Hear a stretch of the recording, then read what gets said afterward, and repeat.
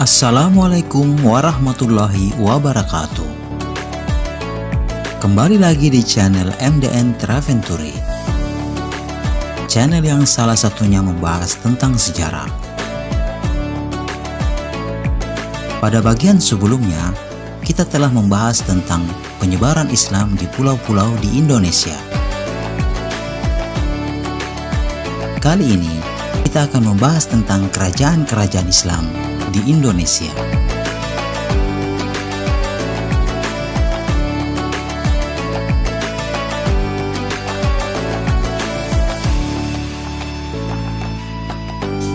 Penyebaran Islam di Indonesia tidak bisa lepas dari peran kerajaan dan kesultanan Islam yang memiliki pengaruh besar kala itu. Saat Islam telah masuk di Indonesia, banyak kerajaan yang mengalami transisi keyakinan ke agama Islam, di mana kerajaan tersebut sudah berdiri sebelumnya dengan kepercayaan Hindu dan Buddha.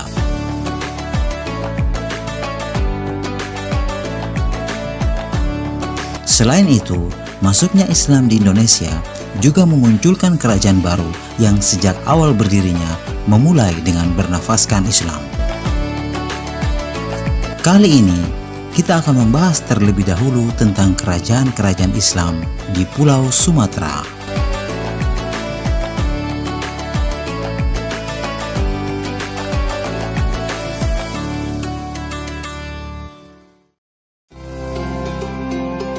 Berdasarkan hikayat dan bukti-bukti sejarah, sangat jelas menunjukkan bahwa Kerajaan Samudra Pasai adalah kerajaan Islam pertama di Indonesia, di mana kerajaan ini sudah bernafaskan Islam sejak awal terbentuknya.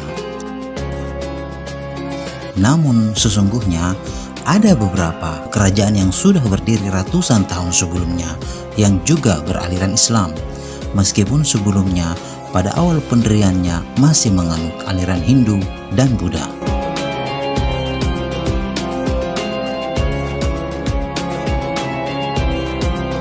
Yang pertama adalah Kerajaan Jeumpa. Kerajaan Jeumpa adalah salah satu kerajaan Islam di Indonesia pada abad ke-7 Masehi. Pendiri kerajaan ini adalah Salman Al-Parsi yang berasal dari Campia. Salman Al-Parsi adalah keturunan Nabi Muhammad SAW dari jalur Ali bin Abi Thalib dan Husain bin Ali. Ia mendirikan kerajaan ini pada tahun 770 Masehi setelah menikahi seorang putri Aceh dari sebuah kerajaan Hindu purba. Kerajaan Jeumpa menjadi salah satu tempat penyebaran Islam untuk pertama kalinya di kawasan Nusantara. Penyebaran Islam di Kerajaan Jeumpa terutama dilakukan oleh bangsa Persia, dan penduduk Kerajaan Jeumpa menjadi Muslim secara perlahan. Kerajaan ini sepenuhnya menjadi kerajaan Islam pada tahun 777 Masehi. Wilayah Kerajaan Jeumpa mencakup wilayah Kabupaten Biren, Provinsi Nangro Aceh Darussalam.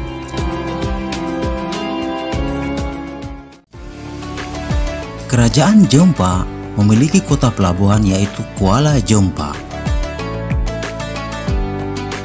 Wilayah ini memiliki banyak sungai besar yang menjadi tempat berlabuh dan berlayar kapal dan perahu.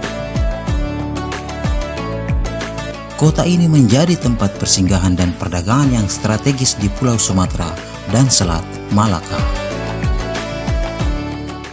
Mendengar kata Jeumpa, kita pasti akan teringat akan sebuah lirik lagu terkenal dari tanah Aceh yang berjudul Bungong Jempa.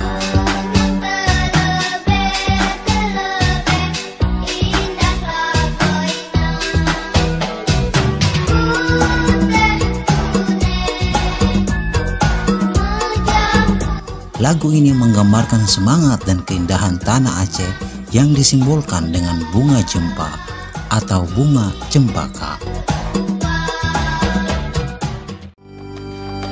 Kerajaan Jeumpa mengalami keruntuhan pada tahun 880 Masehi.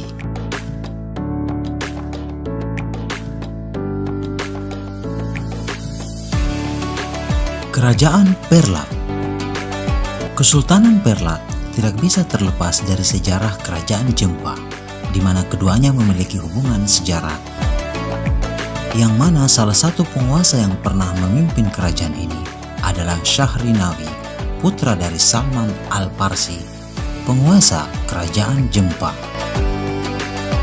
Kesultanan Perlak adalah kerajaan Islam di Indonesia dan merupakan kesultanan tertua di dunia yang berkuasa di sekitar wilayah Perlak, Aceh Timur, Nangro Aceh, Darussalam antara tahun 840 sampai 1292 Masehi.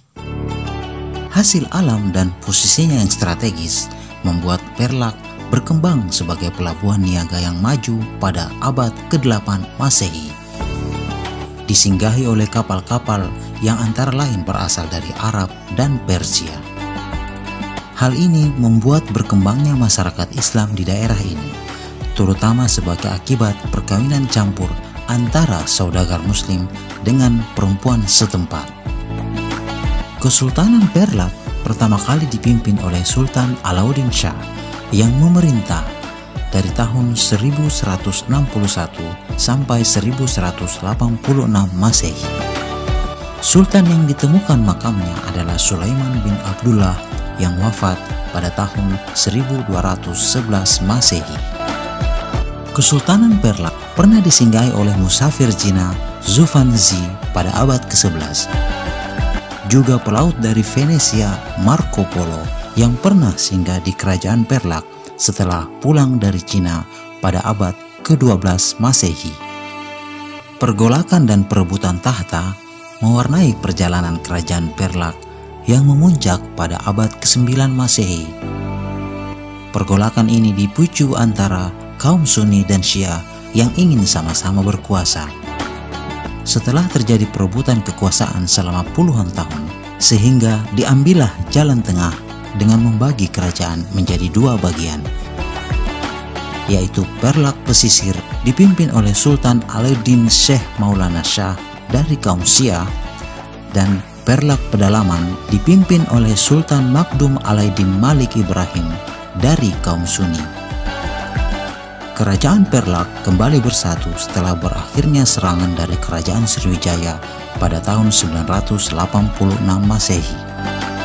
Wilayah Perlak secara keseluruhan dipimpin oleh keturunan Sultan Malik Ibrahim Shah yang berasal dari kaum Sunni.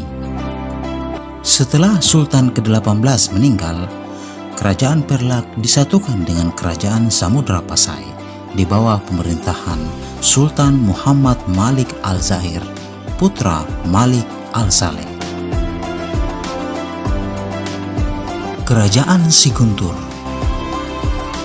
Kerajaan Siguntur adalah sebuah kerajaan yang berdiri semenjak tahun 1250 Masehi pasca runtuhnya kerajaan Dharmashraya. Kerajaan ini bertahan selama beberapa masa hingga kemudian dikuasai oleh kerajaan Pagaruyung. Tetapi sampai sekarang ahli waris istana kerajaan masih ada dan tetap bergelar sultan. Kerajaan Siguntur merupakan sebuah kerajaan di daerah Sumatera yang berkedudukan di hulu sungai Batanghari. Sebelum agama Islam masuk ke wilayah Minangkabau atau Jambi, kerajaan Siguntur merupakan kerajaan kecil yang bernaung di bawah kerajaan Melayu. Namun pernah bernaung pula pada kerajaan Sriwijaya, Majapahit, Singasari, dan kerajaan Minangkabau. Pada tahun 1275 Masehi, kerajaan Siguntur merupakan pusat kerajaan Melayu dengan rajanya Mauli Warmadewa yang bergelar Sri Buanaraya sebagai Raja Dharmashraya. Pada abad ke-14, agama Islam masuk ke kerajaan Siguntur. Pada waktu itu, yang berkuasa adalah Raja Prameswara yang berganti nama menjadi Sultan Muhammad Shah bin Sora Iskandar Shah. Perjalanan kerajaan Siguntur mengalami dua periode kekuasaan, yaitu periode Hindu-Buddha dan periode Islam. Kerajaan Samudra Pasai. Kesultanan Samudra Pasai adalah kerajaan Islam yang terletak di pesisir pantai utara Sumatera, kurang lebih di sekitar kota Lok Sumawe, Provinsi Nangro Aceh Darussalam. Bukti yang memperkuat tentang kerajaan Samudra Pasai adalah hikayat Raja-Raja Pasai dan penemuan beberapa makam raja serta koin berbahan emas dan perak dengan tertera nama rajanya. Kerajaan ini didirikan oleh Marasilu yang bergelar Sultan Malik As-Saleh sekitar tahun 1267 Masehi. Pemerintahan Sultan Malik As-Saleh kemudian dilanjutkan oleh putranya Sultan Muhammad Malik Az-Zahir dari perkawinannya dengan putri Raja Perla. Kesultanan Samudra Pasai mengalami masa kejayaan di bawah pimpinan Sultan Zain Al-Abidin Malik Az-Zahir yang memerintah tahun 1383 sampai 1405 Masehi. Namun ia tewas dalam sebuah pertempuran oleh Raja Nakur. Selanjutnya, pemerintahan Kesultanan Samudra Pasai dilanjutkan oleh istrinya, Sultanah Nahrasyah.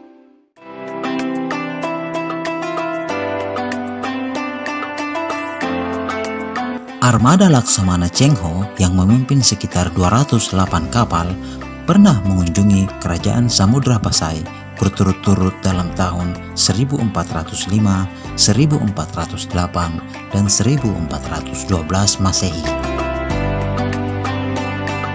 Dalam kunjungan tersebut, Laksamana Cheng Ho juga menyampaikan hadiah dari Kaisar Tiongkok, lonceng Cakra Donia.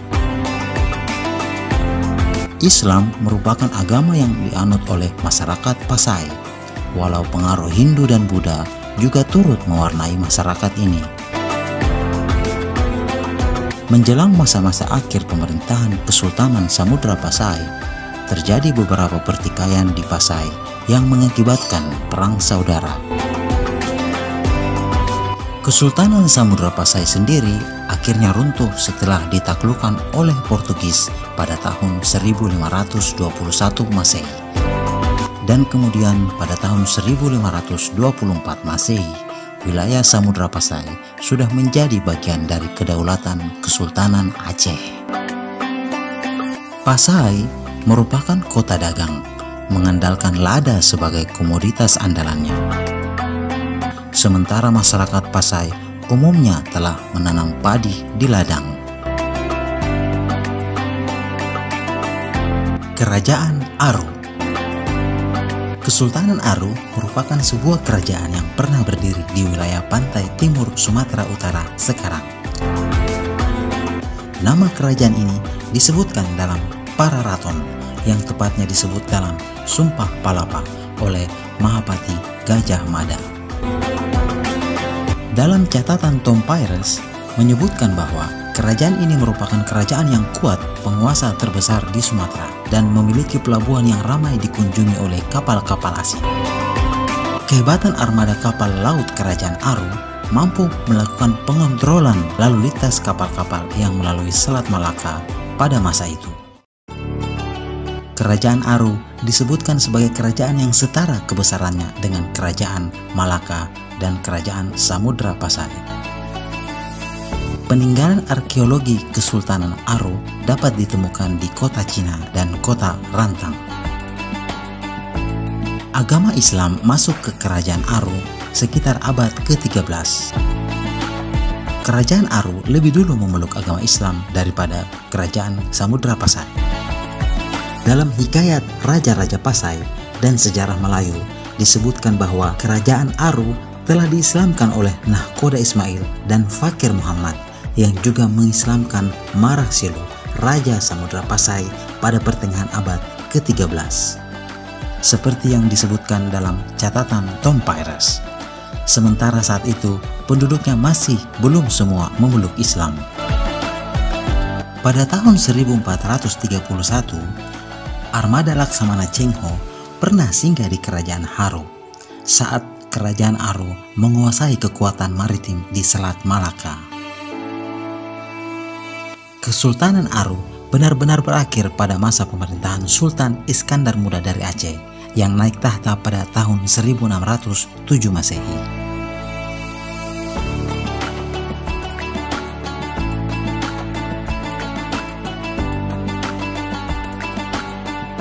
Kerajaan Tamiang. Kerajaan Tamiang merupakan salah satu kerajaan Islam tertua di Aceh setelah Kesultanan Perlat. Wilayah kerajaan Tamiang ini berada di ujung paling timur Provinsi Nangro Aceh Darussalam saat ini. Sebelum Islam masuk ke Tamiang, wilayah ini pada umumnya masih dalam pengaruh Hindu-Buddha kala itu. Sebagaimana yang tertulis dalam Prasasti Sriwijaya, sebelumnya Islam ditentang oleh raja yang berkuasa saat itu yang bernama Po Dino. Setelah ia terbunuh dalam usahanya menentang para dai yang diutus oleh Sultan Samudra Pasai ke kerajaannya.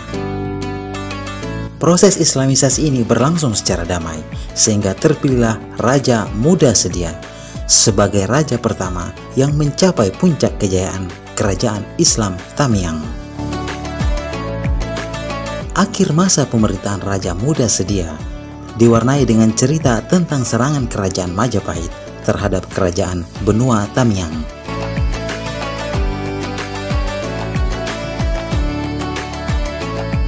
Kerajaan Pagaruyung. Kerajaan Pagaruyung adalah kerajaan yang pernah berdiri di Sumatera. Wilayahnya terdapat di dalam Provinsi Sumatera Barat sekarang. Ajaran Buddha banyak mewarnai perjalanan awal kerajaan Pagaruyung. Beberapa prasasti antara lain Prasasti Amogapasa, Prasasti Batu Sangkar, Prasasti Kuburajo, Prasasti Surwaso, yang diantaranya mengisahkan tentang Raja Adityawarman dan putranya Ananggawarman. Salah satunya ritual Hewarja, yaitu upacara pengalihan kekuasaan dari Adityawarman kepada putra mahkotanya. Selain itu, terdapat juga peninggalan Buddha lainnya, seperti di kawasan percandian Padang Roco, kawasan percandian Padang Lawas, dan kawasan percandian Muara Takus. Pengaruh Islam di kerajaan Pagaruyung berkembang kira-kira pada abad ke-16 Masehi, yaitu melalui para musafir dan guru agama yang singgah dan datang dari Aceh dan Malaka. Kerajaan Pagaruyung akhirnya berubah menjadi Kesultanan Islam. Raja Islam yang pertama dalam Tambo adat Minangkabau disebutkan bernama Sultan Alif. Dengan masuknya agama Islam, maka aturan adat yang bertentangan dengan ajaran agama Islam mulai dihilangkan, dan hal-hal yang pokok dalam adat diganti dengan aturan agama Islam. Namun dalam beberapa hal masih ada beberapa sistem dan cara-cara adat masih dipertahankan. Dan inilah yang mendorong pecahnya perang saudara yang dikenal dengan nama Perang Padri, yang pada awalnya antara kaum Padri atau kaum ulama dengan kaum adat sebelum Belanda melibatkan diri dalam peperangan ini. Kerajaan ini runtuh pada masa Perang Padri setelah ditandatanganinya perjanjian antara kaum adat dengan pihak Belanda yang menjadikan kawasan kerajaan Pagaruyung berada dalam pengawasan Belanda. Tokoh utama dalam Perang Padri ini adalah Tuanku Imam Bonjol atau Muhammad Syahab yang berasal dari kaum Padri. Beliau dan pasukannya terkepung dalam benteng selama 6 bulan oleh serangan kaum adat yang dibantu oleh Belanda. Beliau kemudian ditangkap dalam sebuah perundingan yang digagas Belanda. Tuanku Imam Bonjol diasingkan ke Cianjur, Ambon, Lota, dan akhirnya meninggal dunia dan dimakamkan di Minahasa, Sulawesi Utara.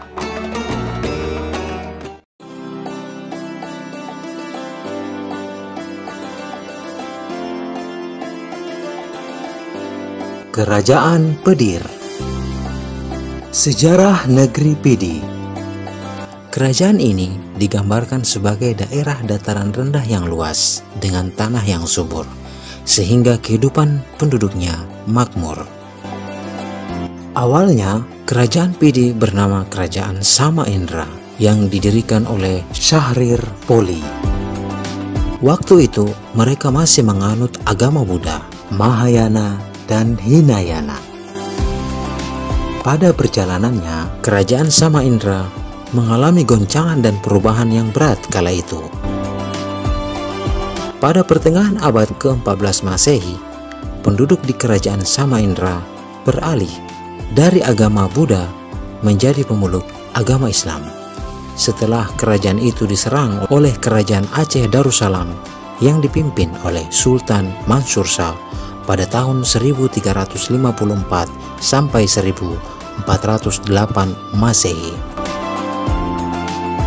Selanjutnya, pengaruh Islam yang dibawa oleh orang-orang dari Kerajaan Aceh Darussalam terus mengikis ajaran Hindu dan Buddha di daerah Kerajaan Samaindra. Kerajaan Pedir dipimpin oleh Raja Hussein Shah. Pada akhir abad ke-15 Masehi, Kerajaan Pedir merupakan negeri yang maju yang setiap tahunnya disinggahi sekurang-kurangnya 18-20 kapal asing untuk memuat lada yang selanjutnya diangkut ke negeri Tiongkok, Cina.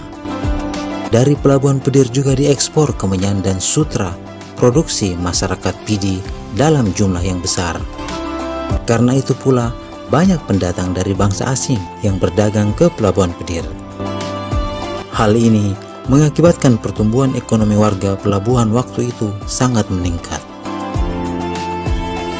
Negeri Pedir saat itu sudah menggunakan uang emas, perak, dan tembaga sebagai alat jual beli, serta aturan hukum yang sudah berjalan dengan baik. Kerajaan Pedir merupakan negeri yang sangat makmur, yang rajanya berkendaraan gajah, berpakaian sutra, dan bermahkota emas. Negeri Pedir memiliki kapal-kapal besar milik nelayan yang disebut tongkang, yang menggunakan 2 buah kemudi. Keahlian rakyat Pedir tentang perindustrian kala itu sudah tidak bisa diragukan. Mereka sudah mampu membuat alat-alat peletup atau senjata api.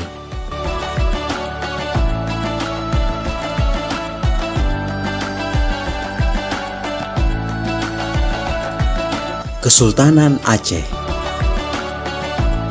Kesultanan Aceh Darussalam merupakan sebuah kerajaan Islam yang pernah berdiri di Provinsi Aceh. Kesultanan Aceh terletak di utara Pulau Sumatera dengan ibu kota Banda Aceh Darussalam, dengan sultan pertamanya adalah Sultan Ali Mokhayat Shah. Kesultanan Aceh didirikan pada tahun 1496. Pada awalnya, kerajaan ini berdiri di atas wilayah Kerajaan Lamuri, kemudian menundukkan dan menyatukan beberapa wilayah kerajaan sekitarnya, mencakup Daya, Pedir, Lidi, dan Nakur. Selanjutnya pada tahun 1524, wilayah Samudra Pasai dan Kerajaan Aru sudah menjadi bagian dari kedaulatan Kesultanan Aceh. Kesultanan Aceh mengalami masa ekspansi dan pengaruh terluas pada masa kepemimpinan Sultan Iskandar Muda. Pada masa kepemimpinannya, Aceh menaklukkan Pahang yang merupakan sumber timah utama. Pada tahun 1629, Kesultanan Aceh melakukan penyerangan terhadap Portugis di Malaka dengan armada yang terdiri dari 500 buah kapal perang dan 60.000 tentara laut. Kemunduran Kesultanan Aceh disebabkan oleh beberapa faktor. Di antaranya ialah makin menguatnya kekuasaan Belanda di Pulau Sumatera dan Selat Malaka. Faktor penting lainnya adalah adanya perebutan kekuasaan di antara pewaris tahta kesultanan. Pada masa pemerintahan Sultan Alaeddin Rikhayat Shah, Kesultanan Aceh banyak melakukan diplomasi ke berbagai pemimpin dunia, seperti ke Sultan Turki Selim II, Pangeran Maurits van Nassau, dan Ratu Elizabeth I. Semua ini dilakukan untuk memperkuat posisi kekuasaan Kesultanan Aceh. Pada masa pemerintahan Sultan Iskandar Muda, semua daerah seperti Perlak, Pase, Pidi, Teunom, Daya, dan beberapa wilayah lain diintegrasikan dengan Kesultanan Aceh dan diberi nama Nangro.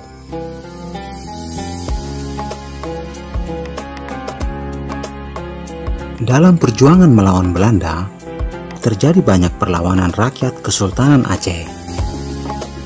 Teuku Umar menjalankan siasat dengan pura-pura bekerja sama dengan Belanda.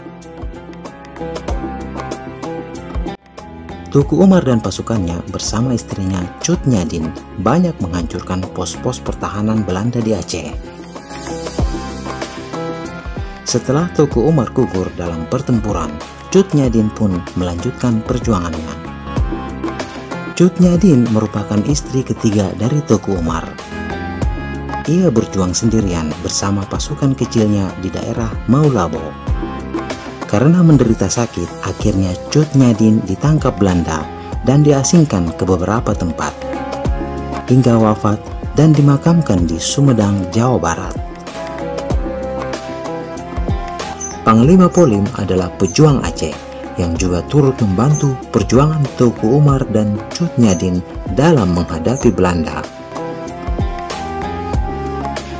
Tokoh pejuang Aceh lainnya yang juga gigih melawan Belanda adalah Tengku Cikditiro dan Cut Nyak Meltia yang berjuang di daerah Gayo, Aceh.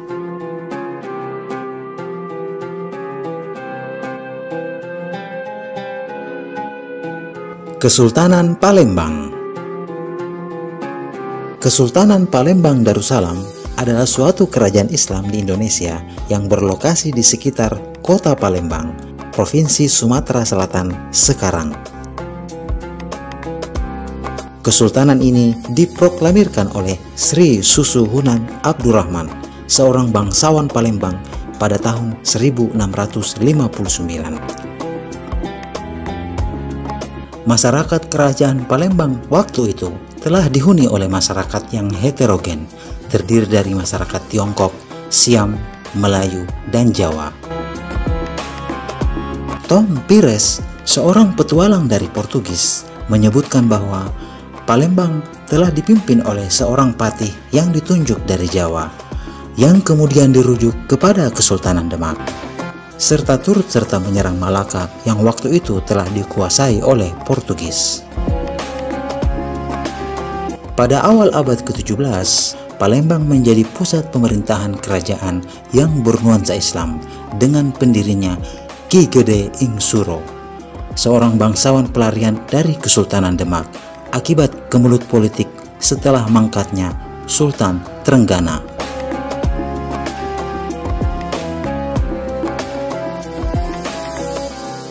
Kesultanan Palembang berada pada kawasan yang strategis dalam melakukan hubungan dagang, terutama hasil rempah-rempah dengan pihak luar.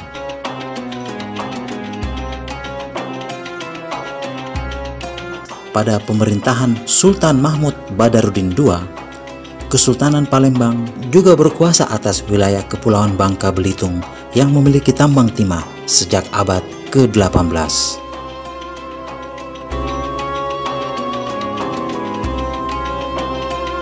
Pada tahun 1596, Palembang ditaklukkan oleh VOC.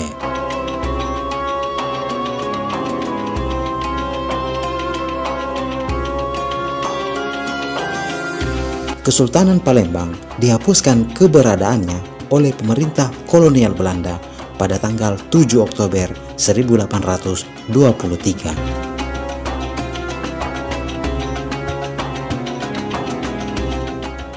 Demikianlah sejarah kerajaan Islam di Pulau Sumatera bagian pertama. Semoga video ini bermanfaat dan menambah wawasan kita tentang sejarah Islam. Sampai jumpa di bagian kedua. Wassalamualaikum warahmatullahi wabarakatuh.